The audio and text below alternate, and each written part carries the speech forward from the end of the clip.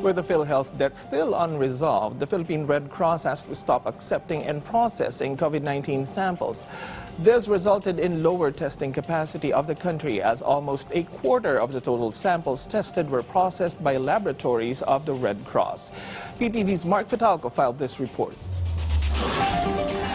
Scaled-up testing is one of the strategies to address the ongoing pandemic. But DOH data show a decreasing number of actual testing outputs.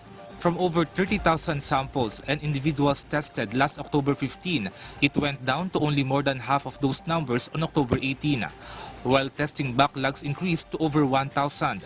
This happened when the Philippine Red Cross stopped conducting COVID-19 tests chargeable to PhilHealth due to the state insurance agency's failure to settle its increasing outstanding balance. According to Okta Research Group, it greatly affected the country's testing capacity. Without the Philippine Red Cross, our testing capacity is reduced by 20%. At a time when we need to even increase testing because we're opening up. Overall, the number of samples tested in the country has reached more than 4 million. Of this number, over 1 million are from PRC, accounting for over 25% of coronavirus testing done in the country. That's why Okta pleaded with the concerned agencies to fast-track the issue as it affects their weekly monitoring.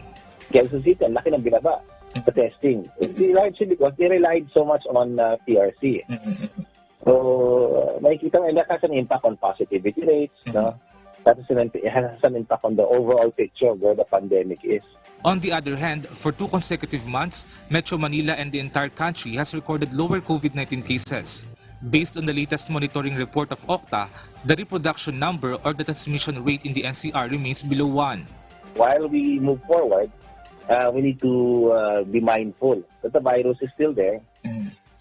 It's still a clear and present danger to all of us. But the trends that we see that are good over the last close to 2 months, we've been on a downward trend for close to 2 months. Among the high-risk areas with high case load and attack rate include Makati, Baguio City, Mandaluyong, Lucena, Pasig, Iloilo City, Pasay, Marikina, Ilagan, and Batangas City.